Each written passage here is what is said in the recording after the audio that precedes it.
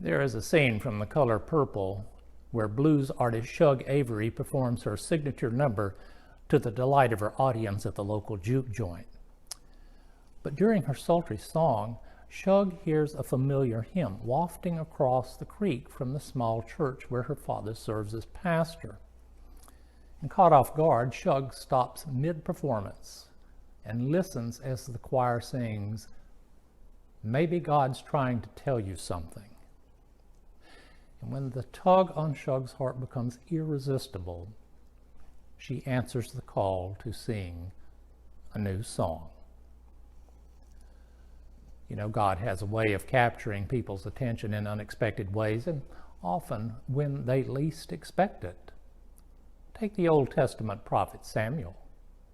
He was a 12-year-old serving as an acolyte to Eli the priest at Shiloh when he heard a voice. Samuel was asleep in the temple when he was awakened by someone calling his name.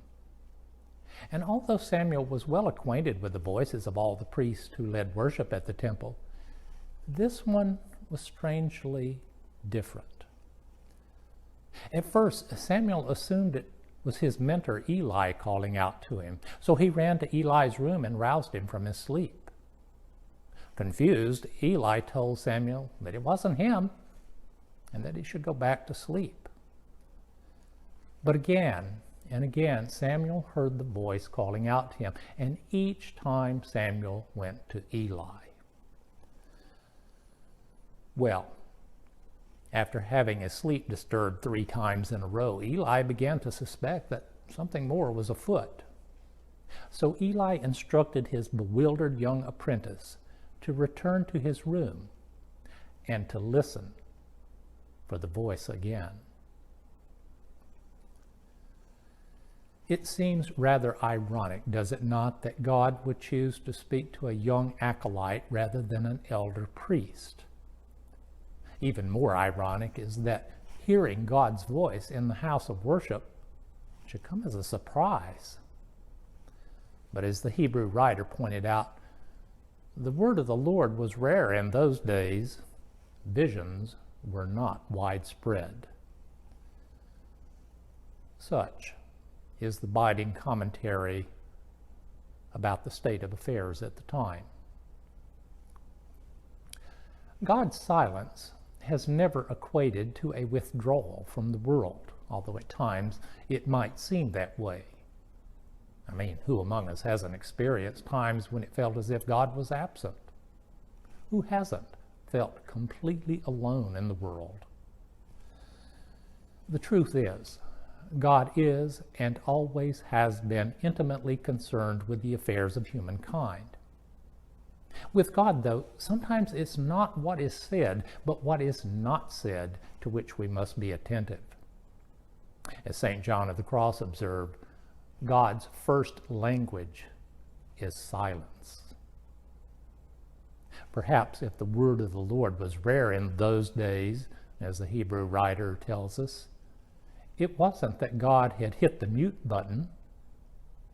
Maybe it was that Eli and the other temple priests were too caught up with other pressing matters to notice, which might explain why God invited Samuel into the conversation. I think God is always looking for people who are receptive to divine dialogue. And if the Bible is any indication, youth has never been an impediment. If anything, Samuel's youthful innocence may have enabled him to hear the word of the Lord when many of the adults around him could not. We should not be surprised in a world filled with voices telling us what we should want and what we should do and what we should be. The challenge to distinguish between competing voices becomes more complicated as we age. It begins early on in our teen years and runs throughout life. And unless we learn to sort through the cacophony, we can become so caught up in the busyness of life and the pursuit of our own happiness that the sound of God's voice gets drowned out by all the noise. Perhaps that is why God speaks instead to the human heart, that place within each of us where God's voice can be heard over the babble going on within us and around us. Within the human heart is where the most transforming dialogues with God takes place. Unfortunately, the hard realities of growing up can sometimes harden our hearts, making it more difficult to hear God's voice, much less to recognize it. It is not intentional. We all instinctively develop shells to protect ourselves from the hurt and pain of life. And like Eli, as we age, that shell can sometimes become virtually impenetrable. Even though Eli had not had a heart-to-heart with God for some time, to his credit, the elderly priest was wise enough to recognize that God had something to say, if not to him, then to young Samuel. So Eli advised his young protege how to respond if he heard God's voice calling to him again. "Speak, Lord, for your servant is listening," Eli tells Samuel. When is the last time some of us said that? You don't hear much about God speaking to people these days, at least not in the sense as depicted in Hebrew Scripture. But that does not mean there isn't a conversation going on. Billions of people pray every day. But much of the time, the conversation tends to be rather one-sided. We provide God with a litany of our needs and wants. And of course, there's nothing wrong in requesting God's assistance and guidance. The problem is, God doesn't always respond, at least not in the ways we expect and sometimes can comprehend. In fact, when we want God to speak, God is frequently silent. Or is it that we hear God only when we are ready to actually listen?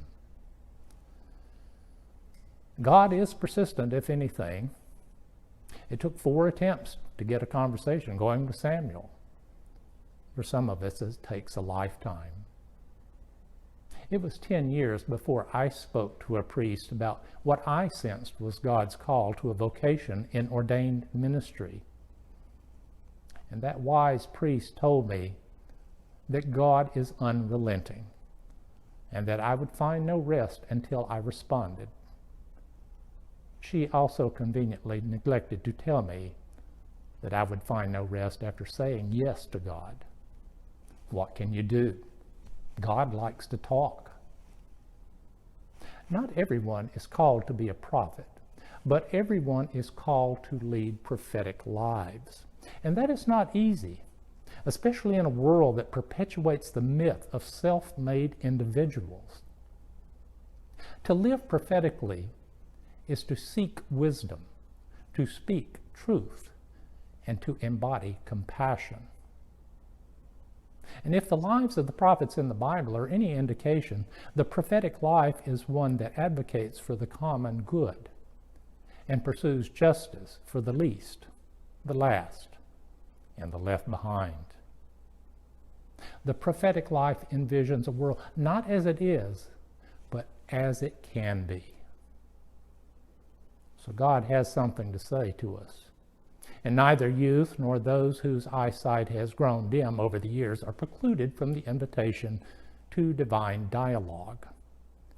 From adolescents to octogenarians, from prophets named Samuel to prophets named Martin Luther King Jr., from temple priests like Eli to Episcopal priests like me, God speaks to us all, inviting us, wherever we are in life, to play our role as God's people in the unfolding drama of life. Maybe God's trying to tell you something. Are you listening? From the moment God spoke the universe into being, God has never been silent. God speaks amidst the noise of life and in the solitude. God speaks from that voice within you and through the voices that surround you. Are you listening? Even now, God is calling each of you by name into that ever-expansive vision of grace-filled possibilities. Possibilities where love has the potential to change not only your life, but the lives of every person you will encounter. Looking back over the years, the wisest people I have known in this old world have been the ones for whom age has never been an impediment. And that's because love is timeless for the young at heart.